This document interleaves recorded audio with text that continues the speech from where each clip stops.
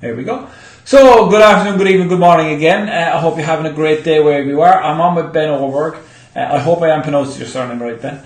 And Ben is from Washington, and Ben is another one of the speakers that's coming on the Legends of the Digital World. So, if you're on the welcome page, you can see it here. And Ben, we're going to just go explore with Ben, who he is, where does he come from, and what some of the little secrets that he's going to share with you on the webinar. So Ben, thanks very much for taking the time out on a Sunday evening to come chat.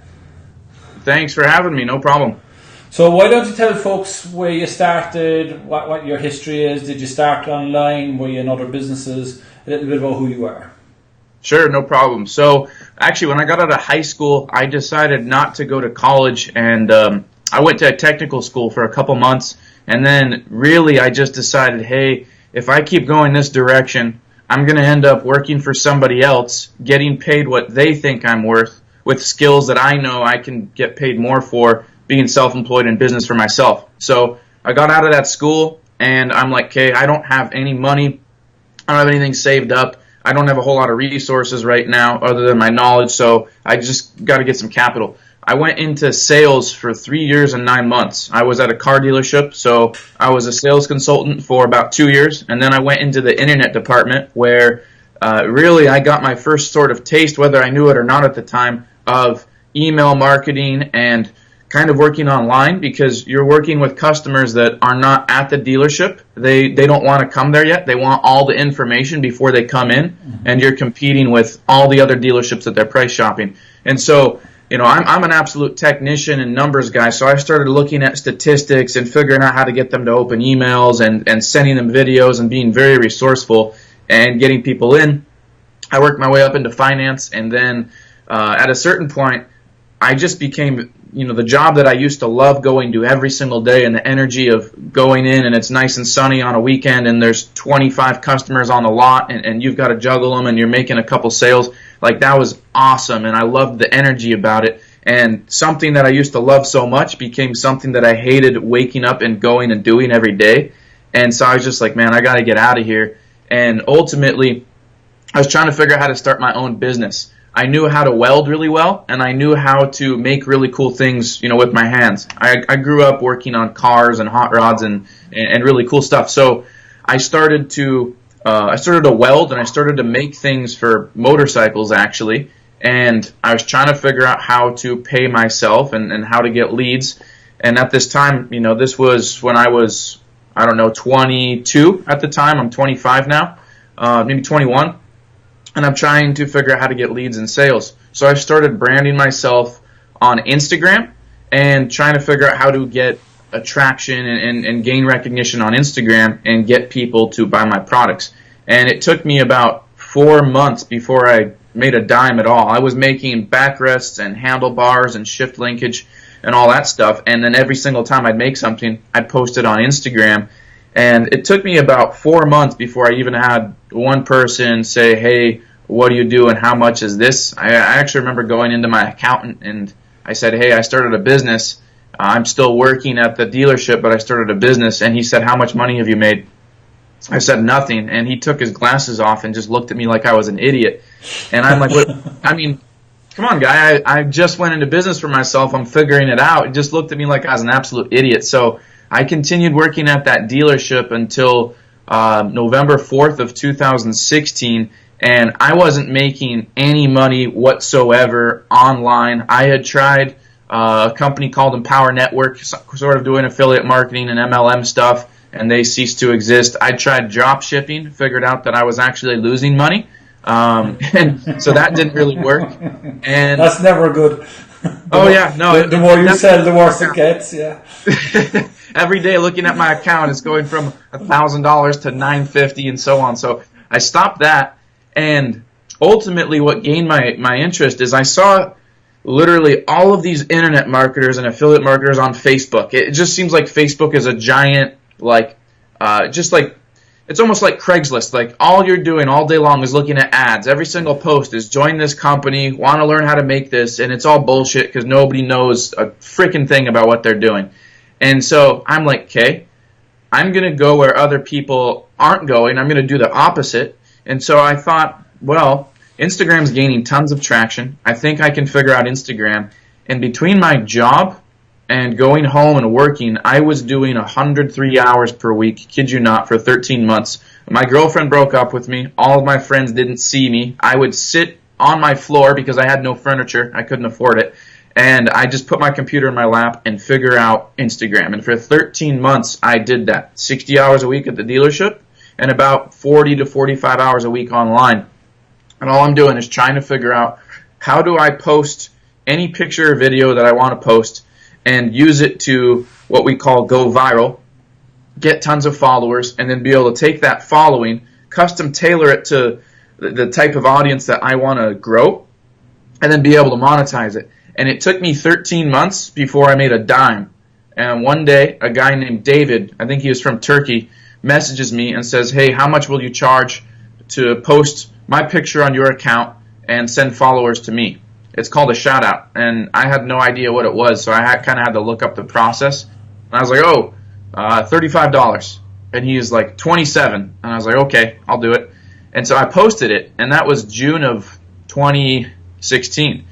And that number just stuck in my head because that $27 was the very first amount of money I had made online without MLMs, without affiliate marketing. It was like my first bit of money that I had made out of my own resources and my own knowledge. And so that was like a stepping stone for me, even though it was $27.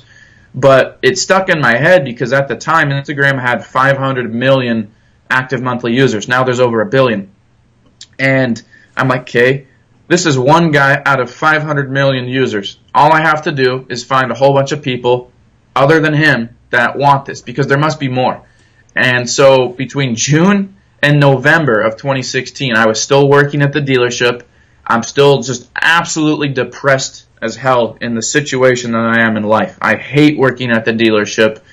Nobody understands what I'm doing. Everybody says go get a real job. Everybody says quit. No support anywhere. And I'm in a spot where I'm like, this really sucks. I don't have problems with depression, and I'm a very upbeat person. I'm positive. I help people, and I'm like, it is very uncharacteristic of me to be in this situation.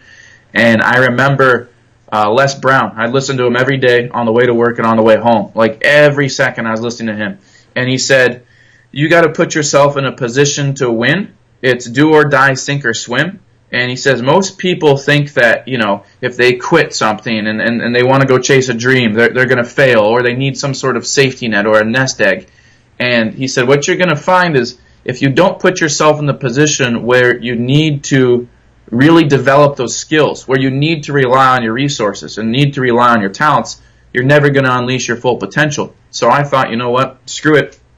I'm going to quit my job. Like, I'm going to quit. November 4th, I'm driving home. I had walked into my boss. I said, hey, I'm not going to work anymore. And I said, thank you. It's been a great opportunity, but I'm done. And I'm going home, going, all right.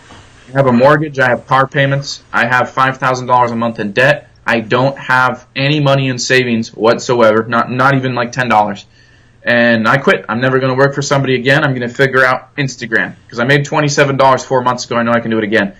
So I put myself in the position where I had to produce because I have debt, I have bills, I have no savings, I've got to make money. And November 4th of 2016, I quit. That month, I made $12,753 with Instagram, and every single month since then has been better. So that's almost been 2 years. I've never looked back. I've grown a really big company. I teach people all over the world, not just Instagram, but a bunch of entrepreneurial things. And that was just the stepping stone for me. And so now I'm here talking to you. Wow.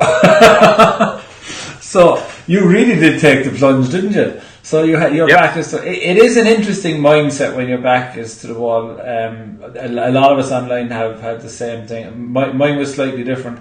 I was actually a millionaire on paper, but it was literally on paper. I didn't have any cash to go and do the groceries, and I've got 5 kids. So I was like, I couldn't say, yeah, I'm a millionaire here, okay, it's on paper. Yeah. Any chance you give us food, and I'll pay you when all this comes in. And then this, this so-called millions on paper turned out, you may have heard about the financial crisis and all this stuff. Yeah. It didn't turn out actually to be that good. I would have been better off eating the paper rather than than doing it. So yeah, no, it is interesting. So Instagram is something that, again, from my experience, I do a bit on, but I've never. My daughter, and it'd be interesting to see. I have a 25-year-old son, same age as yourself, and I have a 22-year-old daughter, and of course they live on it, right? Like that and Snapchat, and they're sending snaps, and you can't have a conversation now without Sure. right? But I thought my daughter summed it up, and I'd be interested in your comment on it from a business perspective, because to me, it's what she said. She loves going on Instagram to see all the fake lives people are pretending to have, right? Because every picture is. Yep, exactly. Perfect. So, from a business perspective, is it restricted in niches? I assume it's wide open for all different niches. And from a business perspective, just a few tips for people on what you're going to be sharing on, really from a business. Where's the business on it? Like, let's be honest, there's 1 billion people, so you don't have to be Einstein to figure out that there's an opportunity there. But where is it, and how do you get at it? Sure. So one of the things is that Instagram, like from the company, they love creativity. They absolutely love creativity. Their whole premise behind Instagram is to expose the creators, the people that are putting out amazing content, the people that are influencing the world in a positive way, or influencing business, or the innovators of certain industries. And so you can do one of two things. You can either go, all right, I need to think like a creator. I need to be creative. I need to be resourceful. I need to put out extremely good content in order to get traction, in order to get followers, in order to monetize. Or you can leverage the content that creators have already put out there in your industry. So, for example, if you're an affiliate of World Ventures and what your company does is sell travel packages and discounts on hotels and things like that, well, it is globally accepted on Instagram to use other people's content so long as you give them credit. Even Instagram themselves does that. Like if you look at the Instagram account, their actual account, every post of theirs is somebody else's. One of the people that is putting out this awesome content on Instagram. So I didn't even know they had an account. All right. Maybe I'm not in the position to go, or I'm not a professional photographer, but I can sure use the content that's already out there and create an engaging profile around it, and then use those followers to drive traffic to my business. And that's just kind of one of the examples. I make my own content now, and people follow me for my own content. I just had a video that got, it's almost at 1 million views now, just within the last 15 days. And I gained 1,800, maybe 2,000 followers from it, and passively got 300 clicks to my website, and I didn't even tell them go click here or whatever. So Instagram, as far as a business owner, you have to be consistent. You absolutely have to be consistent. You can't post one day and do it for 7 days straight, and then go and decide you're going to go on vacation and not do anything, and then okay, hey guys, I'm back. Nobody's going to take you seriously if you don't even take your business seriously, or your social media, or yourself seriously. It's pathetic. So you have to be consistent. And you can't put out hey, I'm at dinner with my grandma and we're eating this turkey leg, but you're trying to promote, your coaching business, or nobody gives a shit about your grandma eating a turkey leg. So you've got to stay consistent in the content that you put out. You provide value because it's very visual. People are looking at pictures and videos and reading your captions. And if all of a sudden you throw something at them that is so contrast, awesome travel pictures or awesome motivational quotes, and then all of a sudden it's a guy taking a shit on the toilet, you're gonna lose followers. So you got to be consistent. You've got to be congruent with your own content or what you're posting, and it pays off. I mean, it absolutely pays off. I have a guy that he was making about $1,000 a month online. He's from Switzerland, and He'd been doing internet marketing for 10 years, and I showed him Instagram. I started teaching, and the guy lives in Switzerland, speaks broken English, and he's making about $340,000 a year on Instagram now. There's so many different things. I mean, e-commerce guys. Kevin Jacobson, he did $120,000 in 4 months selling Shopify products through his Instagram account. There's so many different outlets to monetize on Instagram. I mean, I could name over a dozen. Yeah, no, you're I'm actually smiling at my own Instagram policy because I've never looked at it from a really business. I've 7 or 6,500 followers, something huge. Sure. But I've never done anything. But I'm actually doing that. I'm doing the picture grandma to the guy taking a dump in the toilet. Really, pretty much. Funny. It makes no sense whatsoever. My Instagram account. That's funny. But I am involved in another business with a friend. Well, he's a friend and he's a client, and we're coaching. And we use Instagram a lot so it's a green tea product. It's an instant green tea, and we use Instagram an awful lot from a social influencer point of view. Sure. And we find that is fantastic. So definitely. Ben, I'm going to let you go since it's Sunday evening, and I do appreciate you taking the time to come on. I'm really looking forward to it because I know Instagram is a real hot topic, and I'm fascinated to see what you're doing and how you do it. So guys, the link will be below once we're finished. If you're watching this in replay, the link is there. You can register, get a free ticket, and there's Ben plus 17 other online digital experts, legends, who are going to show you all different ways that you can use the internet to either grow your existing business, be it brick and mortar business, or how to make money online. So Ben, again, I appreciate you, man, for taking the time out, and thank you very much. Thank you for having me, Anthony.